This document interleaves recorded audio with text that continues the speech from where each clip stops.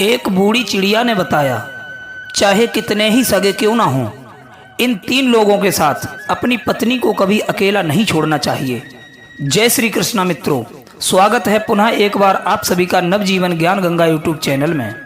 प्रिय दर्शक बंधुओं, आज की जो कहानी है ये बड़ा ही मोटिवेशनल है। आज का वीडियो आपको बहुत सुंदर शिक्षा और सीख देकर के जाएगा।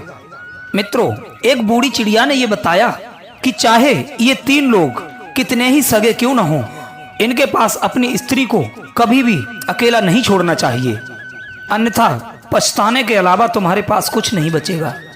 प्रिय मित्रों, जो भाई हमारे चैनल पर नए मेहमान दर्शक बनकर के आए हैं, जो पहली बार हमारे चैनल को देख रहे हैं, उनसे हमारा निवेदन है चैनल को सब्सक्राइब अवश्य कर लें और बेल आइकॉन ऑन अवश्य कर लें, जिससे हम ज्ञानवर्धक वीडियो आपके लिए लाता रहता हूं, उनकी नोटिफिकेशन सबसे पहले आपको मिल सके और आप उनका लाभ उठा सकें। मित्रों, तो शुरू करते हैं आज की ये प्यारी सी कहानी। तो बने रहिए वीडियो की समाप्ति तक हमारे साथ। मित्रों, प्राचीन समय की बात है। एक नगर में एक सेठ रहा करता था। वो सेठ बड़े पैसे वाला था। उसके घर में एक पत्नी थी जो बहुत ही रूपवान थी। मित्रों, उसी सेठ के घर में एक वट वृक्ष था, जहां पर एक बूढ़ी चिड़िया एक घोंसला बना करके रहा करती थी। सेठ और सेठ की पत्नी उस चिड़िया का खूब ध्यान रखा करते थे। वो चिड़िया उन दोनों की प्रिय हो चुकी थी। उसे वो दाना पानी खिलाते थे और बड़े प्रेम से उसे अपने घर में वट वृक्ष पर रखते थे। मित्रों, सेठ के घर में कई नौकर चाकर रहते थे। सेठ कभी कभी व्यापार के सिलसिले में घर से बाहर चला जाया करता था। दर्शक बंधुओं, एक दिन वो चिड़िया सेठ से कहने लगी, हे सेठ जी, आपको कभी भी अपनी पत्नी को अकेला छोड़कर नहीं जाना चाहिए। तब सेठ कहने लगा, हे चिड़िया, तुम ऐसा क्यों कह रही हो? तब चिड़िया कहने लगी, हे सेठ जी, मैं ऐसा इसलिए कह रही हूँ, मैं आपको एक कहानी के माध्यम से समझाना चाहती हूँ। चिड़िया कहने लगी, मैं आपको ऐसे नहीं समझा पाऊंगी, इसलिए मैं आपको एक कहानी सुनाती हूँ। आप इस कहानी को बड़े ध्यान पूर्वक सुनिए। सेठ जी कहने लगे, ठीक है चिड़िया, तुम अपनी कहानी सुनाओ। तब चिड़िया अपनी कहानी प्रारंभ करती है। चिड़िया कहने लगी, हे सेठ जी, किसी राज्य में एक वीरसेन नाम के राजा राज्य करते थे। राजा वीरसेन कुछ सन की स्वभाव का राजा था। एक बार राजा घूमते घूमते एक जंगल में चले गए। वो उस जंगल में घूम रहे थे, तब तक उनकी भेंट एक सन्यासी से हो जाती है। वो सन्यासी बहुत बड़ा पाखंडी था, लेकिन राजा वीरसेन संतों पर, साधुओं पर बहुत भरोसा किया करता था। उस संत को देखकर राजा के मन में कुछ जिज्ञासा जागृत हुई। इधर राजा ने सन्यासी को अपना परिचय दिया और कहा, हे महात्मन, आप मुझे बहुत ही पहुंचे हुए संत लग रहे हो। मेरी रानी इस समय गर्भवती है। मैं जानना चाहता हूँ कि मेरी पत्नी के गर्भ से पुत्र होगा या पुत्री। सन्यासी कहने लगा, हे राजन, मैं ये तो नहीं जानता कि तुम्हारी पत्नी के गर्भ से लड़का होगा या लड़की, लेकिन इतना अवश्य बता सकता हूँ कि तुम्हारी रानी ने यदि किसी पुत्री को जन्म दिया तो तुम्हारा सर्वनाश हो जाएगा। दर्शक बंधुओं, सन्यासी की इतनी बात सुनने के बाद राजा मन ही मन में बहुत घबरा गया और मन में सोचने लगा, यदि मेरी रानी ने किसी पुत्री को जन्म दे दिया तो मैं कहीं का नहीं रहूंगा, मैं बर्बाद हो जाऊंगा। मित्रों, इसी बात को सोच सोचकर राजा को बेटियों से नफरत होने लगी। राजा जंगल से लौट करके अपने महलों में आया और रानी से कहने लगा, हे महारानी, भूल कर भी हमारे आंगन में पुत्री का जन्म नहीं होना चाहिए। यदि मेरे घर में पुत्री पैदा हुई तो मैं तुम्हें जान से मरवा दूंगा, साथ ही साथ उस पुत्री को भी मरवा दूंगा। चिड़िया सेठ जी को समझाते हुए बोली, हे सेठ जी, राजा की ये बात सुनकर के रानी बहुत मन में घबरा गई। रानी ये भली बात जानती थी कि राजा बहुत जिद्दी स्वभाव का है। अगर घर में पुत्री का जन्म हो गया तो वो उसे अवश्य मरवा सकता है। अब तो रानी प्रतिदिन भगवान से ये प्रार्थना करती थी, हे ईश्वर, मुझे पुत्री नहीं देना, अन्यथा राजा उस पुत्री को जीवित नहीं छोड़ेगा, साथ में वो मुझे भी मरवा देगा। दर्शक बंधुओं, ईश्वर की कुछ ऐसी कृपा हुई, महाराज वीरसेन के आंगन में एक पुत्र पैदा हुआ, जिसे देखकर रानी और राजा बहुत ही प्रसन्न हुए। राजा तो अपने मन में ये खुशी मना रहा था कि मेरे आंगन में पुत्री पैदा नहीं हुई, लेकिन रानी इसलिए प्रसन्न थी कि अगर मेरे आंगन में कहीं पुत्री हो जाती तो मेरे पति उसे मरवा देते, तो मुझे कन्या हत्या का दोष लग जाता। मित्रों, कुछ समय बाद रानी ने फिर से गर्भ धारण किया। इधर जब बच्चे का जन्म होने का समय आया उसी दौरान राजा को किसी जरूरी काम से दूसरे राज्य में जाना पड़ा और उसे लौटने में कई दिन लगने वाले थे। इधर जाते जाते राजा अपनी रानी को ये चेतावनी देकर के गया, यदि तुम्हारे गर्भ से लड़की पैदा हुई तो तुम उसे मरवा देना, क्योंकि मैं बेटी का चेहरा देखना नहीं चाहता। इतना कहने के बाद राजा वहां से दूसरे राज्य में चला गया। उसे वापस लौटने में कई माह बीत गए। चिड़िया कहती है, हे सेठ जी, इसी दौरान रानी ने एक पुत्री को जन्म दिया। मित्रों, जिस बात का डर था वही हो गया। इधर पुत्री को देख करके रानी बहुत घबरा गई। वो ये मन में सोचने लगी कि राजा के आदेशानुसार बेटी की तो हत्या करनी पड़ेगी, लेकिन मैं एक माँ हूँ, मैं इतना बड़ा निंदनीय काम कैसे करूंगी। मेरे लिए जितना ही प्रिय मेरा बेटा है उतनी ही प्रिय मेरी बेटी है। मित्रों, अब तो बेटी को देख देख करके रानी रोने लगी और भगवान से कहने लगी, हे भगवान, अब मैं क्या करूं, क्योंकि मैं अपनी बेटी को मरवा नहीं सकती हूँ। कन्या हत्या का अपराध बहुत बड़ा होता है। पूत कपूत हो सकता है, लेकिन माता को माता नहीं हो सकती। रानी बहुत बड़े धर्म संकट में थी।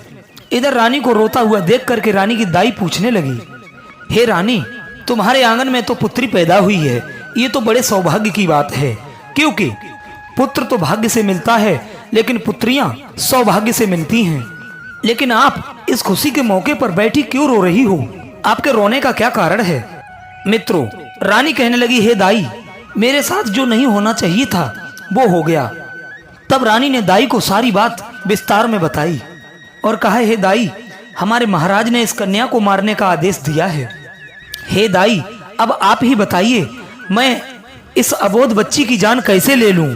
तब दाई रानी को समझा करके कहने लगी, हे रानी, तुम चिंता नहीं करो, तुम राजा से ये झूठ बोल देना कि मैंने उस पुत्री को मरवा दिया है। मैं तुम्हारी बेटी को सबके सामने मारने के लिए ले जाती हूँ, लेकिन मैं इसे मारूंगी नहीं, बल्कि इसे मैं पाल लूंगी। यदि कोई मुझसे पूछेगा तो मैं ये बोल दूंगी कि ये बच्ची मेरी भतीजी है और मैं इस बच्ची का लालन पालन अपने बच्चे की तरह करूंगी और ये बच्ची राजा की नजरों से दूर भी हो जाएगी। दाई कहने लगी, हे रानी, इस बच्ची के पालन पोषण के लिए तुम निश्चिंत रहो, क्योंकि मैं इसे अपनी बच्ची की तरह पालूंगी। मित्रों, ये बात दाई की सुनने के बाद रानी बहुत प्रसन्न हो गई। रानी सोचने लगी, ये पुत्री मुझे भले ही देखने के लिए ना मिले, लेकिन कम से कम ये जीवित तो बनी रहेगी। मित्रों, रानी ने बड़े उदास होकर कुछ गहने और आभूषण उस दाई को अपनी बच्ची के पालन पोषण के लिए दे दिए। रानी कहने लगी, हे दाई माँ, मैं तुम्हारा ये एहसान जिंदगी में कभी नहीं भूल पाऊंगी और भविष्य में जब भी तुम्हें कभी धन और आभूषण की आवश्यकता पड़े तो बेझिझक होकर तुम हमसे मांग ले जाना, हम तुम्हारी मदद अवश्य करेंगे। रानी कहने लगी, हे दाई माँ, मेरी बेटी का ये सच कभी खुलने नहीं देना। मित्रों, चिड़िया कहने लगी, हे सेठ जी, इतना समझाने के बाद रानी ने अपनी उस बेटी को दाई के हवाले कर दिया और धीरे धीरे पूरे राज्य और पूरे महल में ये खबर फैला दी कि दाई के द्वारा मैंने उस बच्ची को मरवा दिया है और उसे जमीन में दफना दिया है। प्रिय दर्शक बंधुओं, उस बेटी को ले जाने के बाद इधर दाई ने उस बच्ची का बड़े अच्छे ढंग से पालन पोषण करना शुरू कर दिया। मित्रों, कुछ दिनों के बाद जब राजा अपने महलों में लौट करके आया तो राजा वीरसेन को भी यही बात बताई गई कि हे महाराज, आपके जाने के बाद रानी ने एक बेटी को जन्म दिया और उस बेटी को आपके आदेशानुसार मारने के बाद जमीन में दफन करवा दिया गया। मित्रों, ये सुनने के बाद राजा बहुत प्रसन्न हो गया। इधर वो दाई उस बच्ची को अपनी भतीजी का नाम देकर उसे पालने पोसने लगी। मित्रों, उस बच्ची को जब भी रानी देखना चाहती थी तो वो दाई महलों में अपने साथ ले आती थी। उस बच्ची को देखकर रानी की ममता उमड़ने लगती थी। रानी चोरी चोरी से उस बच्ची से प्यार कर लिया करती थी। इधर जब कोई पूछता था तो दाई उसे अपने भाई की लड़की बता दिया करती थी। मित्रों, उस कन्या को देखकर रानी को बहुत सुकून प्राप्त होता था। रानी चोरी चोरी से उस दाई को धन, वस्त्र, आभूषण दे दिया करती थी। इधर रानी के आदेशानुसार उस दाई ने बेटी की परवरिश में किसी भी प्रकार की कोई कमी नहीं आने दी। मित्रों, धीरे धीरे वो बेटी सयानी होने लगी और धीरे धीरे वो पुत्री जवान होती चली गई। मित्रों, उस बच्ची का पालन पोषण एक राजमहल में नहीं बल्कि एक गरीब दाई के घर में हुआ था, लेकिन फिर भी वो एक सुंदर राजकुमारी की तरह दिखती थी। मित्रों, जब वो लड़की सयानी हो गई तो धीरे धीरे बहुत ही रूपवान लगने लगी, यौवन से संपन्न हो गई। जब वो बेटी सयानी हो गई तो दाई ने उसे राजमहल ले जाना बंद कर दिया। चिड़िया कहने लगी, हे सेठ जी, वो लड़की पूरे दिन दाई के घर में ही रहा करती थी। मित्रों, एक दिन राजा वीरसेन अपने नगर का भ्रमण कर रहा था, लेकिन जब राजा का रथ उस दाई के घर के सामने से होकर के गुजरा तो वो कन्या स्नान करके दाई की छत पर अपने केसों को सुखा रही थी। वैसे भी देखने में वो बहुत सुंदर थी, लेकिन उस समय केसों को सुखाते समय वो और ज्यादा सुंदर प्रतीत हो रही थी। इधर रथ पर सवार राजा की अचानक उस कन्या पर नजर पड़ गई। उस लड़की को देखते ही राजा को बिजली की तरह से एक झटका लगा, क्योंकि देखने में वो बहुत सुंदर थी और नव युवती थी। राजा उसकी सुंदरता पर मोहित हो गया।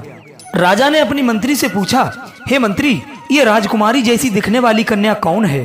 हे मंत्री, मुझे तो इस कन्या के रूप ने घायल कर दिया है, आप अतिशीघ्र इसका पता लगाओ। इधर मंत्री ने तुरंत पता लगा करके राजा को बताया, हे महाराज, ये कन्या एक बूढ़ी दाई की भतीजी है। प्रिय दर्शक बंधुओं, इधर रात भर राजा को नींद नहीं आई। बार बार उसी लड़की का चेहरा राजा की नजरों के सामने घूम रहा था। सुबह होते ही राजा मंत्री को बुलाकर कहता है, हे मंत्री, वो लड़की बहुत ही सुंदर है और बहुत ही रूपवान है और वो यौवन से भी संपन्न है। उसने मेरी रातों की नींद उड़ा दी है। उसकी सुंदर मूर्ति मेरे आंखों के सामने बार बार आ जाती है। हे मंत्री, अब मैं उसके बिना जी नहीं पाऊंगा। हे मंत्री, आप कुछ लोगों को साथ ले जाकर उस बूढ़ी औरत के घर पर जाइए और उस वृद्ध महिला से इस लड़की के साथ मेरे विवाह की बात कीजिए और उससे मेरे विवाह का प्रस्ताव रखिए। प्रिय दर्शक बंधुओं, राजा का मंत्री राजा के आदेश अनुसार अपने साथ कुछ सैनिकों को ले जाकर उस बुढ़िया के घर उस लड़की का हाथ मांगने के लिए गया। दाई के घर जाने के बाद मंत्री कहता है, हे दाई माँ, हमारे राजा साहब आपकी इस बेटी से विवाह करना चाहते हैं और आपकी पुत्री को राजा साहब अपनी रानी बनाना चाहते हैं। मित्रों, मंत्री के मुख से ऐसे शब्द सुनने के बाद दाई के होश उड़ गए, पैरों के तले धरती खिसक गई। दाई मन ही मन सोचने लगी, हे भगवान, हे ईश्वर, ये कैसा अनर्थ होने जा रहा है। हे भगवान, मेरी कुछ मदद करो, आखिर अब मैं क्या करूं? ये कन्या तो उसी राजा की पुत्री है और राजा इस बात को नहीं जानता है। उसी समय उस बूढ़ी दाई ने साफ इनकार करते हुए कहा, हे मंत्री जी, मैं एक गरीब स्त्री हूँ, मेरी भतीजी राजा साहब के लायक नहीं है, इसलिए आप भविष्य में दोबारा कभी इस रिश्ते को लेकर मेरे घर में नहीं आना। मंत्री कहने लगा, हे दाई माँ, तुम कैसी मूर्ख स्त्री हो। अरे, एक राजा के साथ अपनी बेटी का विवाह करने से इनकार कर रही हो। हे माँ, तुम्हें तो इसमें अपना सौभाग्य समझना चाहिए कि एक राजा स्वयं तेरी बेटी के साथ विवाह करने का इच्छुक है। मंत्री के बार बार कहने पर भी उस बूढ़ी माँ ने राजा के साथ अपनी पुत्री का विवाह करने से साफ इनकार कर दिया। मित्रों, इधर हारकर मंत्री वापस चला गया और राजा को जाकर के सारी बात बताई। हे महाराज, वो बूढ़ी स्त्री आपके साथ अपनी बेटी का विवाह करने से साफ इनकार कर रही है। प्रिय दर्शक बंधुओं, इधर राजा ने दोबारा से उस बूढ़ी औरत के घर पर कुछ अन्य लोगों को भेज दिया। चिड़िया कहने लगी, हे सेठ जी, उस बुढ़िया को राजा के सैनिकों ने हजारों प्रकार के लालच दिए और डराया धमकाया भी, लेकिन वो बूढ़ी माँ इस प्रस्ताव के लिए राजी नहीं हुई। इधर बुढ़िया का हठ देखकर राजा एकदम गुस्से से लाल हो गया। इधर राजा ने आदेश दे दिया कि उस बुढ़िया को पकड़ करके हमारे दरबार में पेश किया जाए। मित्रों, राजा का आदेश पाने के बाद राजा के सैनिक जाकर के उस बूढ़ी माँ को बंदी बनाकर राजा के सामने ले आए और दरबार में लाकर उस बूढ़ी माँ की बहुत पिटाई की। मित्रों, सैनिकों की मार को वो स्त्री बर्दाश्त नहीं कर पाई। कोड़ों की मार के आगे वो बूढ़ी महिला राजा के सामने चीख करके चिल्ला करके गिर गई और अंत में उसने सारी सच्चाई राजा को बता दी। हे महाराज, वो लड़की कोई अन्य नहीं बल्कि आपकी ही अपनी सगी बेटी है। आपकी रानी ने जब उस बच्ची को मारने के लिए मुझे दिया था तो मैंने उसे मारना उचित नहीं समझा। मारने की बजाय उसे मैंने अपने घर में रख लिया और अपने भाई की बेटी बता करके उसका पालन पोषण कर लिया। मैंने ही आपकी पुत्री को पाल पोस कर इतना बड़ा कर दिया है। हे महाराज, यदि आप अपनी ही बेटी से विवाह करेंगे तो ये बहुत बड़ी पाप की बात हो जाएगी। प्रिय दर्शक बंधुओं, चिड़िया कहने लगी, हे सेठ जी, जब दाई की पूरी बात सुनी है तो राजा बड़े आश्चर्य में पड़ गया। वो अपने सर को पीट पीट कर सोचने लगा, हे भगवान, मैं ये कितना बड़ा पाप करने के लिए जा रहा था। हे भगवान, तुम्हारे अनेकों धन्यवाद जो तुमने इतने बड़े पाप में मुझे पड़ने से बचा लिया। अब तो राजा वीरसेन को और ज्यादा गुस्सा आने लगा। इधर राजा ने अपने पुत्र को हुक्म दिया कि हे पुत्र, तुम अपनी बहन को ले जाकर जंगल में इसका सर कलम कर देना। इसे जंगल में मारने के बाद इसे वही जमीन में दबा देना और प्रमाण के लिए इसकी दोनों आंखें निकाल करके मुझे ला करके देना। मित्रों, उस राजा का एक बेटा था जो उस लड़की से बड़ा था। अब वो भी जवान हो चुका था। इधर अपने पिता की ऐसी बातें सुनने के बाद राजकुमार बहुत ही परेशान हो गया। वो राजा का बेटा सोचने लगा कि मेरे पिताजी ने मुझे बहुत ही पाप से भरा कार्य सौंप दिया है। इतने वर्षों के बाद तो मुझे मेरी बहन मिली है और उसे मैं अपने ही हाथों से मार डालूं। इस पाप के लिए तो भगवान कभी भी मुझे क्षमा नहीं करेंगे। अब तो राजकुमार सोचने लगा, हे भगवान, मुझे इस पाप से बचाओ। राजकुमार अपने मन ही मन सोचने लगा, हे ईश्वर, मैं कैसे अपनी बहन का अपने हाथों से कत्ल करूंगा? मैं किस प्रकार से इन हाथों से अपनी बहन की आंखें निकालूंगा? यदि मैं अपनी बहन को मारने से इनकार करता हूँ तो मेरा पिता बहुत बड़ा जिद्दी है। वो मुझसे नहीं तो किसी और से मेरी बहन को मरवा ही देगा। यही सोचकर मजबूर होकर वो राजकुमार अपनी बहन को लेकर एक जंगल के लिए चला गया। मित्रों, बहन को जंगल में ले जाते समय भाई का प्यार अपनी बहन के लिए उमड़ पड़ा। भाई कहने लगा, हे बहन, किसी भी सूरत में मैं तुम्हारा कत्ल नहीं करूंगा। मैं तुम्हें इसी जंगल में छोड़ करके जाता हूँ। हे बहन, आगे तुम्हारी किस्मत है कि वो तुम्हारे साथ में क्या करेगी। तब बहन कहने लगी, भैया, आप मुझे मार दो और मारने के बाद मेरी आंखें निकाल कर पिताश्री को जाकर दिखा देना। और यदि तुम मेरी आंखें निकाल करके नहीं ले जाओगे तो हमारा पिता तुम्हें भी मरवा देगा। अब तो दोनों एक दूसरे से लिपट करके उस जंगल में रोने लगे, जैसे कि उनके ऊपर दुखों का पहाड़ टूट पड़ा था। उन्हें कुछ समझ में नहीं आ रहा था। अब तो राजकुमार ने अपने मन में निश्चय कर लिया कि अब वो अपनी बहन को नहीं मारेगा। उसने अपनी बहन को नाना प्रकार से समझाया, हे बहन, मैं तुम्हें इस जंगल में छोड़ करके जाता हूँ। आगे भगवान मालिक है कि वो तुम्हारे साथ में क्या करता है। आप चिंता नहीं करो, मैं पिताजी के सम्मुख कोई ना कोई बहाना अवश्य बना देंगे। मित्रों, इतना कहने के बाद उसने अपनी बहन को उसी जंगल में छोड़ दिया और वो आगे के लिए चल पड़ा। प्रिय दर्शक बंधुओं, तभी आगे बढ़कर उसे जंगल में एक हिरन दिखाई पड़ा। उसने उसी हिरन का वध किया और उसकी दोनों आंखें निकालने के बाद वो राजा के सम्मुख पहुंच गया। उसने हिरन की दोनों आंखें दिखाते हुए कहा, हे पिताजी, मैंने बहन को मारकर उसे एक नदी में फेंक दिया है। मित्रों, वो आंखों को देखकर राजा ने भरोसा कर लिया कि वास्तव में मेरे बेटे ने उस लड़की को मार दिया है। मित्रों, अपने पुत्र की बात सुनकर राजा बहुत ही प्रसन्न हो गया।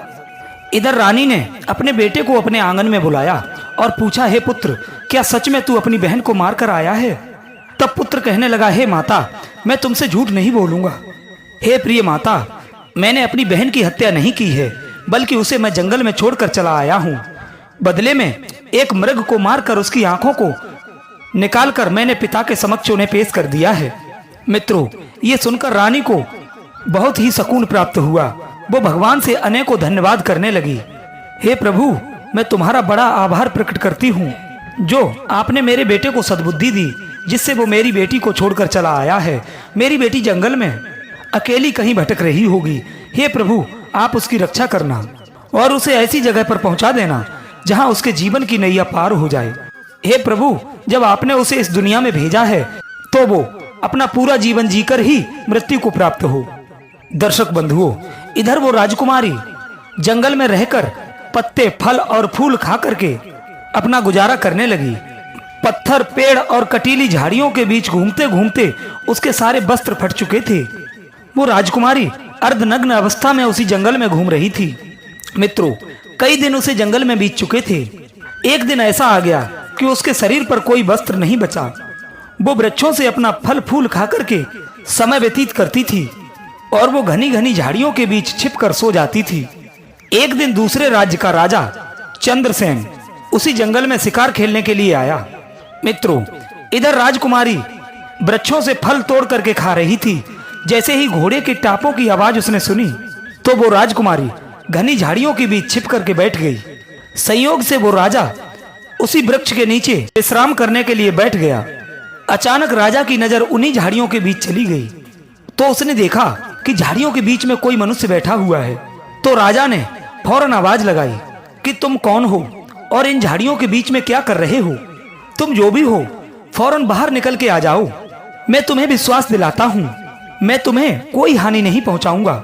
राजा की आवाज सुनकर के झाड़ियों के बीच बैठी राजकुमारी ने आवाज लगाई, हे राजन, मैं एक दुखी और लाचार स्त्री हूँ। मेरे शरीर पर कोई वस्त्र नहीं है, मैं निर्वस्त्र हूँ। यदि कोई वस्त्र आप मुझे दे दो तो मैं उसे पहन करके बाहर आ जाऊंगी। दर्शक बंधुओं, एक महिला की आवाज सुनकर के राजा बड़े आश्चर्य में पड़ गया कि इस जंगल के बीच में भला ये स्त्री क्या कर रही है। जरूर ये किसी न किसी दुख की मारी हुई होगी। फिर राजा ने अपने गले में डाली हुए अपने पीतांबर को उन्हीं झाड़ियों के बीच में फेंक दिया। तब उस राजकुमारी ने उसी चादर से अपने को अच्छे तरीके से ढक लिया और उसके बाद वो राजा चंद्रसेन के सामने आ गई। मित्रों, राजा ने जब उसकी सुंदरता को देखा तो वो उसे देखता ही रह गया। राजा सोचने लगा, इतनी सुंदर स्त्री तो मैंने अपने जीवन में पहले कभी नहीं देखी। इसे जंगल में किसने छोड़ दिया? ये तो मेरी रानी बनने के योग्य है। तब राजा ने अपना पूरा परिचय राजकुमारी को दिया। राजा कहने लगा, हे सुंदरी, तुम जो भी कोई हो उससे मुझे कोई मतलब नहीं है। तुम्हें मैं अपनी रानी बनाना चाहता हूँ। मित्रों, राजा की बात सुनने के बाद वो राजकुमारी भी उसकी पत्नी बनने के लिए राजी हो जाती है। मित्रों, कहते हैं डूबते के लिए एक तिनके का सहारा बहुत होता है, लेकिन यहाँ तो वो एक राजकुमार था जो वो उसे अपनी पत्नी बनाना चाहता था। चिड़िया सेठ जी को समझाते हुए बोली, है सेठ जी, इधर वो राजा उस कन्या को अपने घोड़े पर बैठाल कर राज्य में ले आया। वो राजा सबसे पहले अपने पिता के समय के रह चुके एक मंत्री बुजुर्ग के यहाँ उसके घर पर गया और उस राजकुमारी को उस बुजुर्ग मंत्री के यहाँ छोड़ दिया और बूढ़े मंत्री से कहने लगा, हे काका, आप इसे ऐसा समझो कि ये तुम्हारी अपनी बेटी है और मैं इस लड़की से विवाह करूंगा। यदि ऐसे मैं इसे अपने महलों में ले जाता हूँ तो लोग कहेंगे कि राजा किसी कन्या को भगा करके ले आया है। इससे मेरी बड़ी बदनामी हो जाएगी और मेरे मान प्रतिष्ठा पर बहुत बड़ी ठेस पहुंचेगी। हे काका, मैं इस लड़की से बड़े विधि विधान के साथ में अपना विवाह करके अपने घर पर ले जाना चाहता हूँ। तब तक ये लड़की तुम्हारे घर पर तुम्हारी अपनी बेटी बन करके रहेगी और मैं कल अपने कुछ लोगों के साथ तुम्हारे घर पर रिश्ता मांगने के लिए आऊंगा और उसके बाद इसे ब्याह कर अपने घर पर ले जाऊंगा। बूढ़ा मंत्री कहने लगा, हे महाराज, ये आपकी अमानत है और ये धर्म से अब मेरी बेटी है। जब भी आपका मन करे तब इसे आप ब्याह करके ले जाना, तब तक मैं इसका बहुत ध्यान से ख्याल रखूंगा। प्रिय दर्शक बंधुओं, अगले दिन राजा और उनका मंत्री और सेनापति उस वृद्ध मंत्री के घर पर पहुंचे और उस राजकुमारी का अपने राजा के लिए हाथ मांगा। फिर अगले 2-4 दिन में उसकी मंगनी और विवाह करके अपने महलों में ले आए। उसके बाद राजकुमारी राजा चंद्रसेन की पत्नी बनकर के उन्हीं महलों में रहने लगी। मित्रों, अब तो बड़े आनंद के साथ दोनों अपना जीवन यापन करने लगे। राजा सुंदर सी रानी पाकर के बहुत ही प्रसन्न था। इधर राजकुमारी सुंदर घर और सुंदर पति पाकर के बहुत प्रसन्न थी। मित्रों, राजा चंद्रसेन ने शादी के बाद भी अपनी पत्नी से कभी भी उसका परिचय नहीं पूछा। इसी प्रकार दोनों को अपना जीवन यापन करते करते एक साथ रहते रहते 2 वर्ष बीत गए। मित्रों, धीरे धीरे वो समय आ गया कि रानी के गर्भ से एक पुत्र पैदा हुआ। अब तो राजा चंद्रसेन बहुत ही प्रसन्न रहने लगा। एक दिन राजा अपनी पत्नी से कहने लगा, हे प्रिय, अब हम दोनों एक पुत्र के माता पिता बन चुके हैं। अब हमारा संबंध एक दूसरे से अटूट हो चुका है। अब तुम अपने अतीत के बारे में व अपने खानदान के बारे में हमें समझाओ। हे प्रिय, आप कौन हो और कहाँ की रहने वाली हो? मित्रों, इतनी सुनने के बाद राजकुमारी ने किसी प्रकार से उस बात को टाल दिया। इसके बाद साथ में रहते रहते कई वर्ष बीत गए। कुछ समय के बाद रानी ने फिर एक पुत्र को जन्म दिया। उसके बाद एक दिन राजा ने बैठ करके रानी से फिर अपनी वही बात दोहराई और कहा, हे प्रिय, आप हमें अपने अतीत के बारे में बताइए। मित्रों, इधर राजकुमारी अपना अतीत राजा के सामने नहीं रखना चाहती थी, लेकिन राजा ने उनका अतीत जानने के लिए अपनी बहुत इच्छा जताई। इधर रानी जानती थी कि राजा उनसे बहुत ही ज्यादा प्रेम करते हैं। तब राजा के ज्यादा पूछने पर रानी ने अपने जीवन की सारी कहानी राजा को सच सच कहकर के सुनाई। मित्रों, जब राजा ने राजकुमारी के मुख से ऐसी दुख भरी दास्तान सुनी तो राजा की आंखों से आंसू टपकने लगे। राजा उसके पिता को धिक्कारने लगा। उसके बाद वो कहने लगा, हे रानी, अगर मैं तुम्हें तुम्हारे पिता से मिलाने ले चलूं तो क्या तुम मेरे साथ चल सकती हो? दर्शक बंधुओं, उस राजकुमारी ने अपने पिता से मिलना राजा के लिए साफ इनकार कर दिया।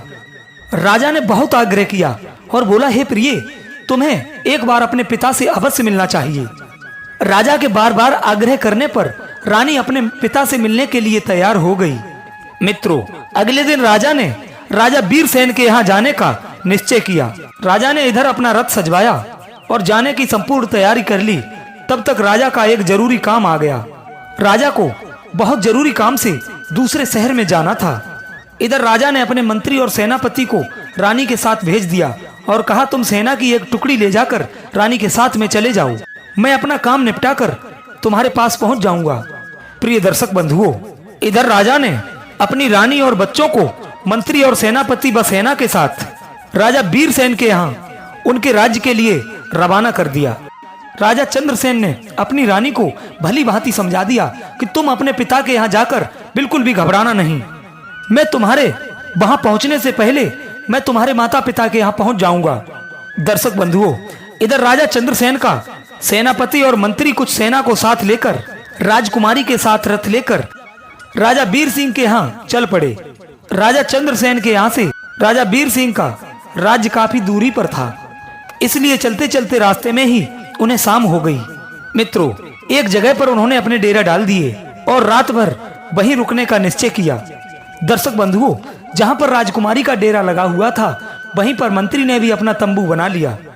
इधर ठीक राजकुमारी के बराबर में मंत्री का डेरा देख करके राजकुमारी कहने लगी, हे मंत्री, क्या तुम जानते हो मैं एक राजा की पुत्री हूँ और दूसरे राजा की पत्नी भी हूँ। तुम मेरे बराबर में अपना डेरा क्यों लगवा रहे हो? तुम अपना डेरा किसी दूसरे स्थान पर लगवाओ। तब मंत्री कहने लगा, हे महारानी, मुझे महाराज ने आपकी देख रेख के लिए भेजा है। यदि आपको या आपके बच्चों को कुछ हुआ तो हम राजा को क्या जवाब देंगे। दर्शक बंधुओं, इधर राजकुमारी के बार बार मना करने पर भी मंत्री बिल्कुल नहीं माना। मित्रों, इधर संध्या का समय हुआ, सबने खाना खाया। खाना खाने के बाद सभी सैनिक पैदल यात्रा करके आए थे। सभी हारे थके थे, इसलिए वो जल्दी सो गए। इधर चिड़िया समझा करके सेठ जी से कहने लगी, हे सेठ जी, रात्रि का दूसरा पहर था। उसी बीच में मंत्री रानी के डेरे में घुस आया। जैसे ही मंत्री राजकुमारी के डेरे में अंदर प्रवेश किया, वैसे ही राजकुमारी उठ करके बैठ गई। वो मंत्री की बुरी मनसा को भांप गई थी। इधर महारानी को अंदेशा हो गया था कि मंत्री के मन में किसी न किसी प्रकार का कोई खोट जरूर है। जैसे ही मंत्री को राजकुमारी ने अपने डेरे में देखा तो एकदम से ललकार के कहने लगी, खबरदार, जो मुझे छुआ डेरे से तुरंत बाहर हो जाओ। रानी ने मंत्री को बार बार डेरे से बाहर निकलने के लिए कहा, लेकिन मंत्री ने कोई बात नहीं मानी। मंत्री धीरे धीरे करके आगे बढ़ता ही चला गया। तब रानी कहने लगी, हे दुष्ट मंत्री, क्या तुम्हें ये अंदाजा है कि तुम ये क्या करने जा रहे हो? यदि तुम अपने जीवन में कुछ अच्छाई चाहते हो तो तुम अभी डेरे से बाहर निकल जाओ। मित्रों, मंत्री ने उन राजकुमारी की बातों को अनसुना कर दिया। उसी समय राजकुमारी ने अपने बड़े बेटे को मंत्री के सामने कर दिया। बेटे को खड़ा करने के बाद राजकुमारी ने मंत्री को भगवान और बेटे की दुहाई दी। कसम देने के बाद भी वो मंत्री पीछे लौटने के लिए तैयार नहीं हुआ। मित्रों, वो काम वासना में अंधा हो चुका था। उस मंत्री के दिमाग में एक शैतान निवास कर चुका था। उस समय वो अंधा सा हो गया था, उसे कुछ भी नजर नहीं आ रहा था। उसके दिल और दिमाग में केवल रानी का सुंदर चेहरा बसा हुआ था। मंत्री ने आगे बढ़कर के तलवार निकाली और रानी के बड़े बेटे का सर धड़ से अलग कर दिया। जैसे ही बेटे का सर कटा देख राजकुमारी ने मन में जान लिया, ये दुष्ट मंत्री अब नहीं मानेगा। इधर अपनी लाज बचाने के लिए रानी ने कुछ नरमी से पेश होकर कहा कि तुम थोड़ी देर ठहरो, मैं अभी आती हूँ। उसके बाद जो भी तुम्हारे मन में हो वो तुम कर लेना। इतना कहने के बाद रानी उस डेरा से बाहर निकल गई और वहां से भाग करके जंगल में चली गई। सुबह होने तक रानी झाड़ियों में छिपकर बैठी रही और जब सुबह हुआ तो लौटकर वो अपने डेरे में आई तो उसने क्या देखा कि उसके बेटे का सर कटा हुआ पड़ा है। दर्शक बंधुओं, अपने बेटे की लाश देखने के बाद अब तो रानी की हालत और ज्यादा खराब हो गई। मित्रों, लेकिन वो बेचारी करती तो क्या करती। वो बेचारी उस शैतान मंत्री के आगे बेबस थी। बेटे की मौत का गम अपने सर में दबाए हुए फिर भी वो उनके साथ आगे को चलने लगी। आगे को चलते चलते जब संध्या होने पर वो आगे चलकर एक जगह पर और ठहरे। जब दूसरी रात रुकने के लिए अगला डेरा डाला गया तो दूसरी रात राजकुमारी के डेरे के सामने सेनापति ने अपना डेरा लगाया। तब राजकुमारी ने सेनापति को अपने पास बुलाया और कहा तुम अपने डेरे को यहाँ से कुछ दूरी पर लगवाओ। तब सेनापति कहने लगा, हे राजकुमारी, मेरी ये जिम्मेदारी है कि मैं आपकी सुरक्षा करूं। राजकुमारी के बार बार मना करने के बाद भी उस सेनापति ने अपने डेरा को वहां से दूर नहीं हटाया। प्रिय दर्शक बंधुओं, अब तो राजकुमारी को सब समझ में आ गया था। इस चिंता को अपने दिल में रख करके राजकुमारी को पूरी रात नींद नहीं आई। मित्रों, जैसे ही आधी रात का समय होता है तो सेनापति रात्रि के समय में राजकुमारी के डेरे में प्रवेश कर गया। उसके दिमाग में काम वासना का शैतान जाग गया था। राजकुमारी ललकारते हुए बोली, हे सेनापति, क्या तुम जानते हो या नहीं जानते हो कि मैं कौन हूँ? तुम ये भली भांति जानते हो कि मैं एक राजा की पत्नी हूँ और दूसरे राजा की पुत्री हूँ। ये सब जानते हुए भी तुम मेरे डेरे में घुसे चले आ रहे हो। तुम तुरंत ही मेरे डेरे से बाहर निकल जाओ। दर्शक बंधुओं, वो दुष्ट सेनापति भला कहाँ मानने वाला था। उसके हृदय में तो काम वासना उत्पन्न हो चुकी थी। वो काम वासना के चक्कर में लिप्त होकर अंधा हो चुका था। इसलिए राजकुमारी के बार बार निवेदन करने पर भी उस सेनापति ने राजकुमारी की एक बात नहीं मानी। जैसे ही वो राजकुमारी के पास बढ़ने लगा तो राजकुमारी ने अपने छोटे बेटे को उस सेनापति के सामने खड़ा कर दिया और उसकी कसम दी कि तुझे मेरे बेटे की कसम है कि अगर तुमने मेरे ऊपर बुरी नजर डाली भी तो तुम्हारा बहुत बुरा हाल हो जाएगा। राजकुमारी के ऐसे शब्द सुनने के बाद भी सेनापति अपने म्यान से तलवार निकालता है और उसने अपनी तलवार से उस छोटे से बेटे का सर काट दिया। चिड़िया कहने लगी, हे सेठ जी, इस प्रकार से राजकुमारी का दूसरा बेटा भी मारा गया। तब राजकुमारी बड़े नरमी में होकर बोली, हे सेनापति, तुम थोड़ा सा रुको, मैं अभी आती हूँ। उसके बाद तुम्हारी जो इच्छा हो वो तुम मेरे साथ में करना। दर्शक बंधुओं, अब तो राजकुमारी उस डेरे से भाग निकली और भागते भागते वो एक जंगल में पहुंच गई। आगे जाकर के उसे एक गहरी नदी दिखाई दी। अब तो राजकुमारी ने अपने मन में ये निश्चय कर लिया था कि जब मेरी संतान ही नहीं रही, जब मेरे दोनों बच्चे मारे गए, तो ऐसी अवस्था में मैं जीकर भला क्या करूंगी। ऐसा निश्चय करने के बाद वो मरने के उद्देश्य से नदी में कूद गई। लेकिन पानी का बहाव इतना तेज था, जैसे ही रानी नदी में कूदी तो पानी का बहाव उसे खींच ले गया। मित्रों, जंगल के एक छोर पर नदी बहती हुई जा रही थी। नदी में बहते बहते वो जंगल के उसी किनारे पर जाकर के लगी। सुबह का समय हो चुका था। वहीं पर दो सन्यासी अपने गुरु के वस्त्र धोने के लिए उसी नदी पर आए थे। उसी समय उन दोनों सन्यासी महात्माओं ने देखा कि कोई स्त्री बहते हुए हमारी तरफ आ रही है। तो उन दोनों संतों ने उस रानी को नदी से बाहर निकाल लिया। उन दोनों सन्यासी ने जैसे ही रानी को जल से बाहर निकाला, वो रानी मन में बहुत घबरा गई। सोचने लगी, मैं मंत्री और सेनापति से जैसे तैसे तो बच गई, अब यहाँ पर इन दो योगियों ने मुझे घेर लिया है। जैसे ही उन दो योगियों ने रानी को वहां पर पकड़ा, वैसे ही चार महात्मा और भी वहां पर आ गए। अब तो राजकुमारी और भी ज्यादा मन में भयभीत हो गई और मन में सोच लिया, अब तो मैं यहाँ पर और भी ज्यादा बड़ी मुसीबत में फंस गई हूँ। हे भगवान, अब क्या होगा। प्रिय दर्शक बंधुओं, वो रानी इतनी सुंदर थी, जो भी कोई उसे एक बार देख लेता था वो उसके चाहत में पागल हो जाता था। अब तो उस रानी के पीछे वो महात्मा एक दूसरे से लड़ने लगे, आपस में धक्का मुक्की करने लगे। कोई महात्मा कहता है ये राजकुमारी मेरी है, तो दूसरा कहता है ये मेरी है। अब तो राजकुमारी को लेकर के वो आपस में लड़ने झगड़ने लगे। आखिर में अंत में संत महात्माओं ने ये सोचा, ऐसे तो यहाँ पर कोई फैसला नहीं हो पाएगा, हम अपने गुरु जी के पास में इस राजकुमारी को लेकर के चलते हैं, वही हमारा फैसला करेंगे। दर्शक बंधुओं, अपने गुरु जी के पास पहुंचने के बाद उन योगियों ने राजकुमारी को गुरु के पास पेश करते हुए अपनी इच्छा जाहिर की। अपने शिष्यों को एक स्त्री के पीछे आपस में लड़ते देखा तो गुरु समझाने लगे। दर्शक बंधुओं, उन योगियों के जो गुरु थे वे बहुत ही विद्वान और सुलझे हुए संत थे। गुरु जी ने उस औरत को देखते ही मन में ये समझ लिया कि ये औरत ये कोई राजघराने से है। फिर उन्होंने अपने शिष्यों को समझाया, हे शिष्यों, तुम 6 भाई हो, तुम्हारी कोई भी बहन नहीं है। तुम एक काम करो, तुम इसे अपनी बहन के रूप में स्वीकार कर लो। यदि ये तुम्हारी बहन बनकर के तुम्हारे आश्रम पर रहेगी तो एक न एक दिन तुम्हारी जिंदगी अवश्य बदल जाएगी। मित्रों, इस प्रकार गुरु के समझाने पर उन 6 शिष्यों के समझ में आ गया और उन्होंने रानी को अपनी बहन बना लिया।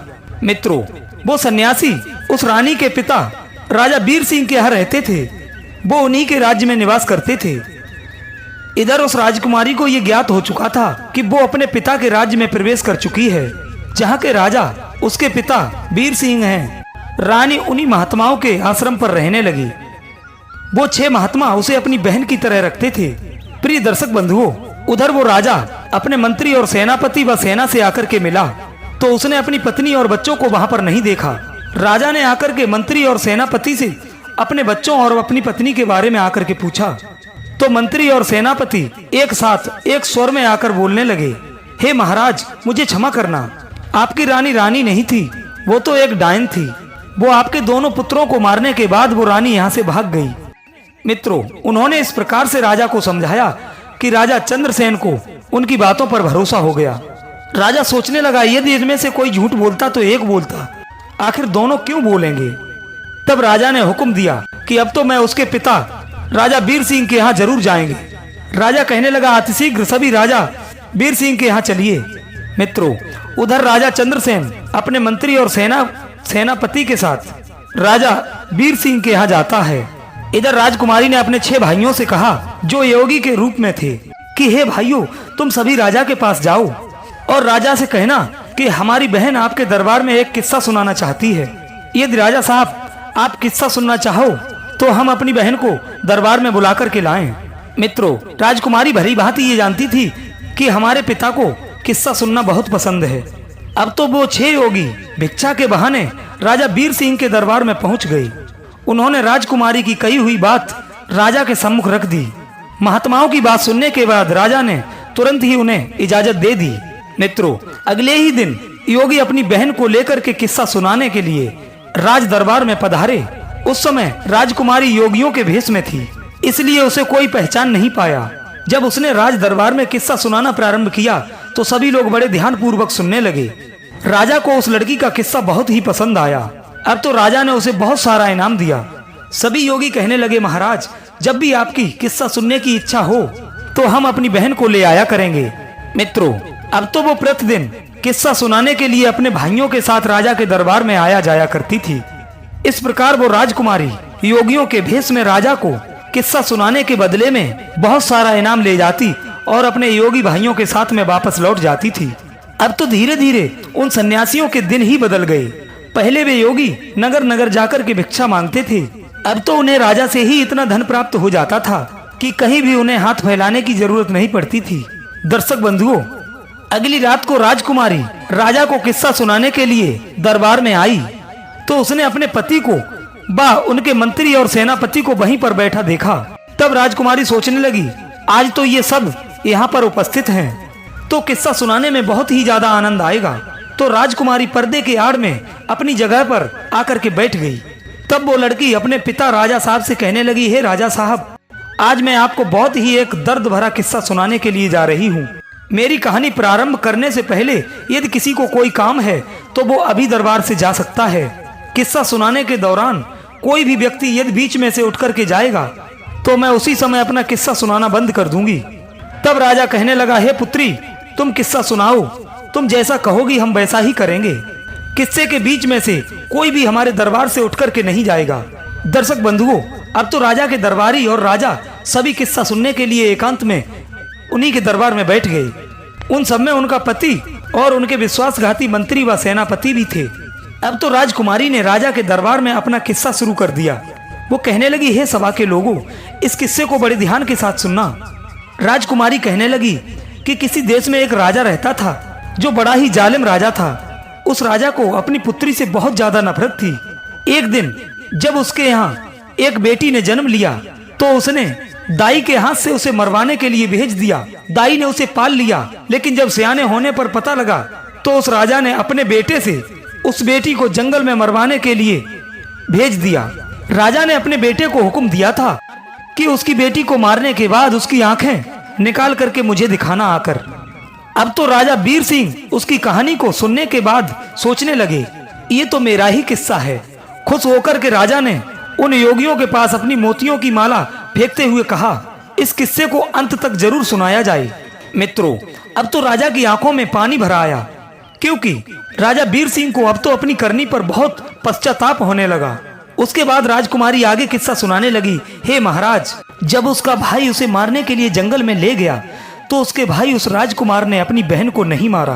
वो जंगल में अपनी बहन को छोड़कर वापस राजभवन के लिए लौट गया। मित्रों, ये जानकर राजा थोड़ा मन में प्रसन्न हो गया और राजा मन में सोचने लगा, शायद ये हो सकता है आज भी मेरी बेटी जिंदा हो। इधर वो राजकुमारी अपने किस्से को आगे बढ़ाते हुए बोली, जब उसका भाई उस लड़की को जंगल में छोड़ आया तब वो बेचारी भूखी प्यासी इधर उधर भटकने लगी। भूख लगने पर वो वृक्षों के पत्ते व फल फूलों को खा लिया करती थी। इसी प्रकार से वो अपने आप को जीवित रखती थी। इस प्रकार उस जंगल में रहते रहते उस बेटी के तन पर एक भी साबुत वस्त्र नहीं बचा था। तो कहीं से घूमता हुआ घोड़े पर सवार एक आदमी आया। वो आदमी किसी देश का एक राजा था। उसकी नजर जब उस लड़की पर पड़ी तो वो लड़की निर्वस्त्र थी। उस राजा ने उस लड़की को अपना बदन ढकने के लिए अपना पीताम्बर दे दिया और वहां से उसे अपने नगर को बुला ले गया। बिना कुछ पूछे बताए राजा ने उस लड़की से विवाह कर लिया। मित्रों, वो रानी ऐसा किस्सा सुना रही थी। कहानी को सुनते सुनते बीच में ही राजा चंद्रसेन समझ गया ये तो उसका ही किस्सा है। उसने भी खुश होकर के एक मोतियों की माला उन योगियों के पास में फेंक दी और बोला, ये किस्सा जारी रखा जाए और ये किस्सा अंत तक होना चाहिए। तब वो राजकुमारी किस्सा को आगे बढ़ाते हुए बोली, अब तो वो लड़की किसी राजा की रानी बन चुकी थी। राजा की रानी बनने के बाद में उस लड़की के गर्भ से 2 बच्चों ने जन्म लिया। एक दिन उसके पति ने अपनी पत्नी से उसके जीवन की पूरी घटना और पूरी सच्चाई पूछी कि तुम कौन हो और उस जंगल में निर्वस्त्र क्यों घूम रही थी। तब उस लड़की ने अपने पिता की करतूतों को अपने पति को बताया। ये सुनकर उसका पति बहुत ही दुखी हुआ। उसका पति दिल का बहुत अच्छा इंसान था। ये जानकर उसकी पत्नी का एक राजा पिता भी है। तो उस लड़की को उसके पिता से मिलाने के लिए अगले दिन ही उस राजा ने तैयारी की। लेकिन उसने एक गलती कर दी। उसने अपनी बेटी व अपने पुत्रों की सुरक्षा के लिए स्वयं न जाकर अपने मंत्री व अपने सेनापति को उसके साथ भेज दिया और ये उसकी सबसे बड़ी भूल थी। वो लड़की समझाने लगी, कहते हैं चाहे कोई कितना ही सगा क्यों ना हो, अपनी जवान स्त्री, जवान बहन व जवान बेटी को किसी दूसरे पर भरोसा करके उसके साथ अकेला भेजना नहीं चाहिए और ना ही उसके पास छोड़ना चाहिए, चाहे वो कितना ही वफादार या विश्वासी क्यों ना हो। लेकिन जब काम वासना दिमाग पर हावी हो जाती है तो सारी वफादारी, सारा विश्वास धरा का धरा रह जाता है और स्त्री वैसे भी पुरुषों के लिए आकर्षण का केंद्र होती है। यदि वो अकेली किसी अन्य पुरुष के साथ जाती है या ठहरती है तो उस पुरुष के मन में काम रूपी विचार आ ही जाते हैं। भूल कर भी अपनी बहन, बेटी या पत्नी किसी अन्य के साथ नहीं छोड़नी चाहिए। खासकर तब तो और भी नहीं छोड़ना चाहिए जब कोई पुरुष जवान हो, सुंदर हो, अकेला हो। मित्रों, कहते हैं स्त्री धन और विद्या जिसके पास रहती है उसी की हो जाती है। राजकुमारी इधर राजा वीर सिंह के यहाँ अपना किस्सा सुना रही थी। राजा वीर सिंह और राजा चंद्रसेन उस किस्से को बड़े ध्यान से सुन रहे थे। मित्रों, राजकुमारी उधर आगे कहती है कि उस राजा ने अपनी पत्नी को और अपने छोटे छोटे बच्चों को मंत्री व सेनापति के साथ में भेज दिया। सफर ज्यादा लंबा था। जब रास्ते में चलते चलते सूर्यास्त हो गया तो उन्होंने वहीं रुकने का निश्चय किया। मंत्री ने अपना डेरा रानी के डेरे के बराबर में लगवाया। रानी ने इसका बहुत विरोध किया लेकिन वो नहीं माना। तो रात्रि के समय में उस मंत्री ने उस रानी के साथ में दुष्कर्म करने के बारे में सोचा, लेकिन राजकुमारी के बार बार निवेदन करने पर भी वो नहीं माना, बल्कि उस दुष्ट मंत्री ने राजा के बड़े बेटे का भी कत्ल कर दिया। जब बेटे का कत्ल कर डाला तो रानी अपनी इज्जत बचाने के लिए मंत्री से बहाना बनाकर जंगल में भाग गई।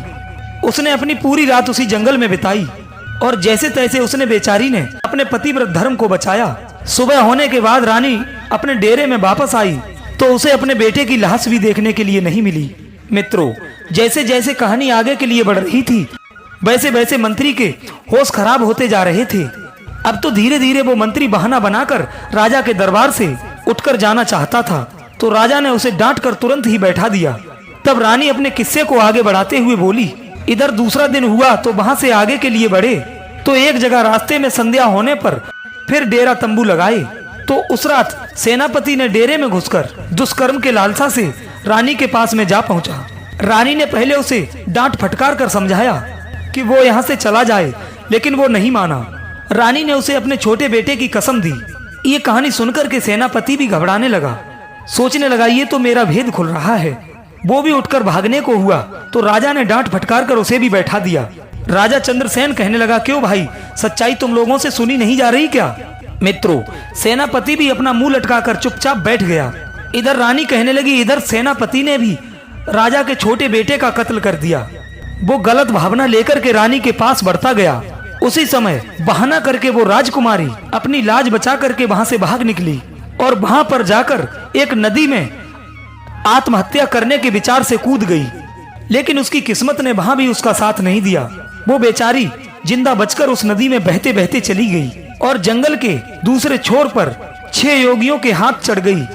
उन सन्यासियों ने भी उस राजकुमारी को अपनी पत्नी बनाना चाहा, लेकिन उनके महान और बुद्धिमान गुरुजी ने उन सन्यासियों को ये पाप करने से बचा लिया।